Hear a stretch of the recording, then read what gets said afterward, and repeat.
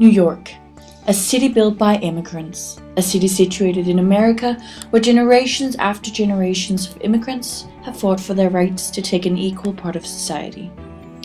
New York City, the old harbor where people settled to build the American dream. A city that attracts people from all over the world with different dreams and cultures. This creates a gap between the people of New York, which leads to a problem. How is it possible for them to live side by side when the only thing they have in common is the city they have chosen to settle in? Town, Little Italy, Washington Heights, and many more, where they can socialize.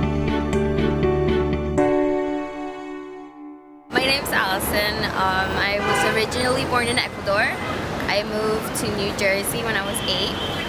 Then after 2 years, I moved to the Bronx, and then I lived around the Bronx for a couple of years, and then I now live in Brooklyn. So I am Ecuadorian, but I live here, so I'm still deciding. It's very weird. If you're in the Bronx, you fit in completely, but there's also a bad notion of who you are. So you are a minority, a low-income minority in the Bronx, who's probably gonna go to community college and probably goes to a really sucky public school.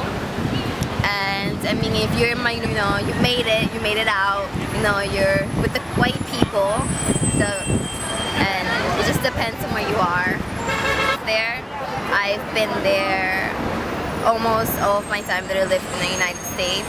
I'm friends and we all get along very well. We don't seem like, at times we do like separate like that, but like let's say I go to Manhattan, and it has been the case where I've been the only brown person in a room, and that's really awkward.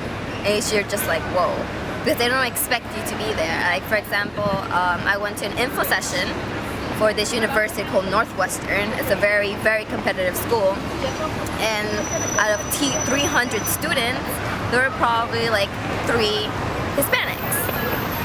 And that's because Northwestern is extremely competitive, and people think that race and low income go together, but that's not true.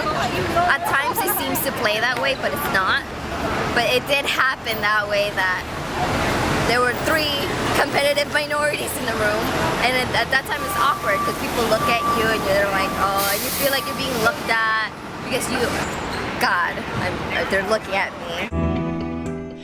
It seems like the separation based on cultural background leads to a certain problem. The group you identify with decides the opportunities of the individual person. To identify with people of your own nationality and culture makes you feel secure in labeling you. In the Bronx, you have this bad notion of white people. It's like it's you against them. It's like, and that whole notion of ghetto goes with Hispanics and blacks. More white people as I came to high school, and working as a trader when I started hanging out with Caucasians. So, for example, the way that I speak.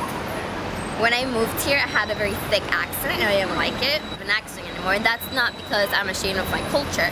That's just because when I'm speaking to somebody, I want that person to be able to understand when I'm talking. Like crooked understanding that speaking correctly means being white. Or like if you don't speak with slang, and you just feel like even your own Hispanic friends are labeling you against them, so now you're like, where do I stand? Now am I in the middle? Because I know I'm not in the middle. I'm Ecuadorian, I was born there, and I love my culture, but I just don't like the labels and the whole, it's either we or them. This problem also goes the other way. Well, I would say that as a white person in New York City who lives in Washington Heights, which is our kids went to school in a predominantly Latino community, where they were in the minority, only 4% non-Dominican families. So as a parent in that and viewed as an outsider by the Dominican parents, many of whom couldn't speak English, so I couldn't communicate with them and they couldn't communicate with me. And I did often feel that they made assumptions about me because I was a white person. This means they can feel alienated when they are in certain communities, become the minority. This is not a colored problem, it is a problem to the nation. Immigrants have been living side by side in New York for the past 400 years, but where do they stand today? How is it still possible to live in separate communities too big to create a joint national identity, an American identity? Does this mean that the American dream has failed?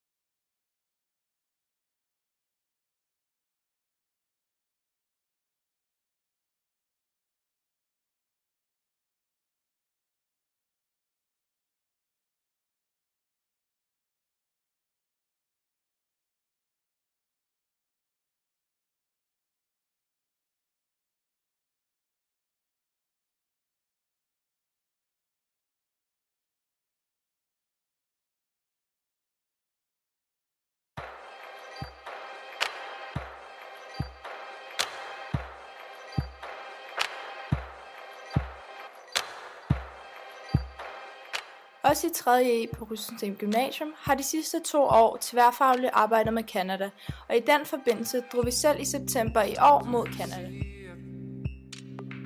Vi tog til Canada med det formål at lave en film for at forsøge at besvare den problemstilling. Hvilke centrale udfordringer er der for Canada i forhold til at være et multikulturelt samfund?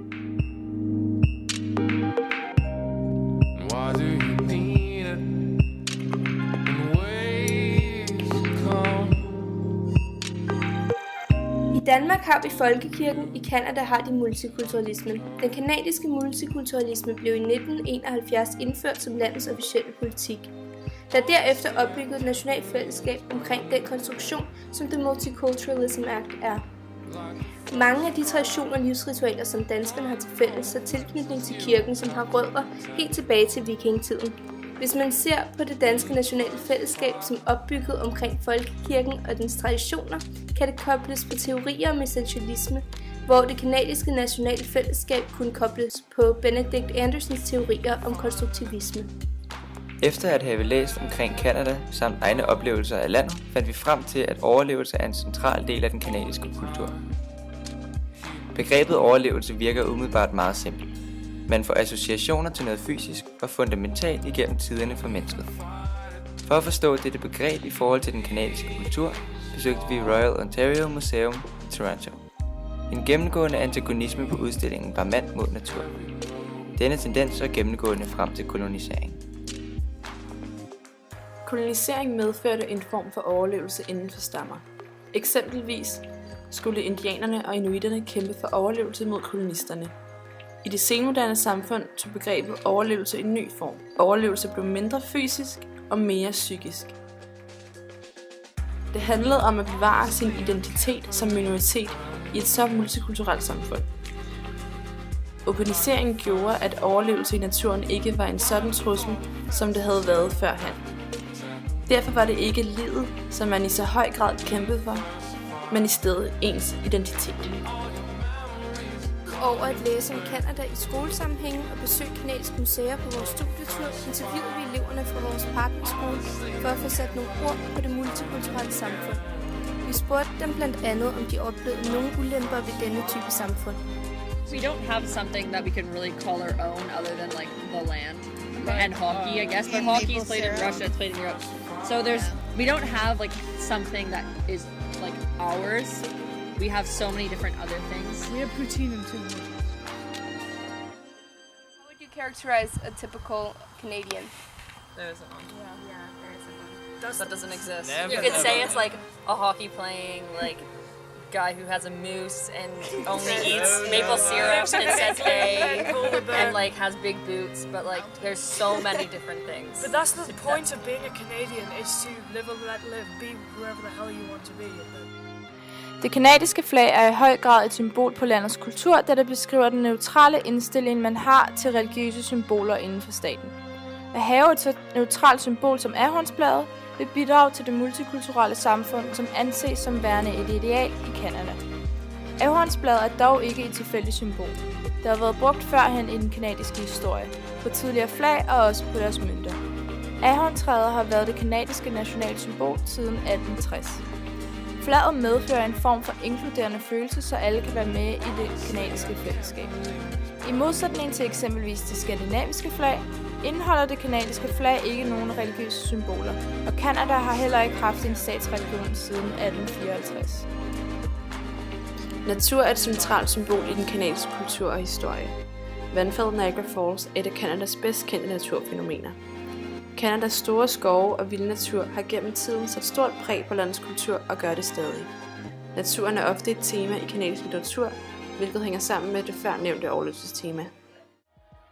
Danmark har ikke de samme multikulturelle udfordringer som Canada, da Danmark slet ikke har den samme etniske diversitet.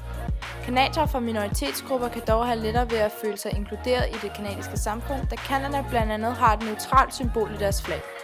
I forhold til overlevelse har Danmark ikke haft samme grad af overlevelseskultur som Canada, hvor menneskets kamp mod naturen har været en stor udfordring før i tiden. Dette skal ses i lyset af, at Danmark er et fladt land med en meget fredelig natur, mens Canadas natur er mere barsk. Danmark har heller ikke været koloniseret, så derfor har der ikke været nogen konflikter mellem kolonisterne og indfødte. Canadierne, vi talte med, mener altså ikke, at Canada har noget, de kan kalde for deres eget. Fordi det er bare en blanding af alle mulige andre kulturer. Det kan være en konsekvens af, at den kanadiske kultur ikke er blevet dyrket i tilstrækkelig grad, men at fokus har ligget på at skabe lighed mellem alle de forskellige kulturer, som landet indeholder. I en globaliseret verden er en blanding af kulturer uundgåelig. Hvordan kan man sikre sig, at et lands nationale identitet kan overleve, selv hvis man ønsker lighed for alle de forskellige kulturer, som det indeholder?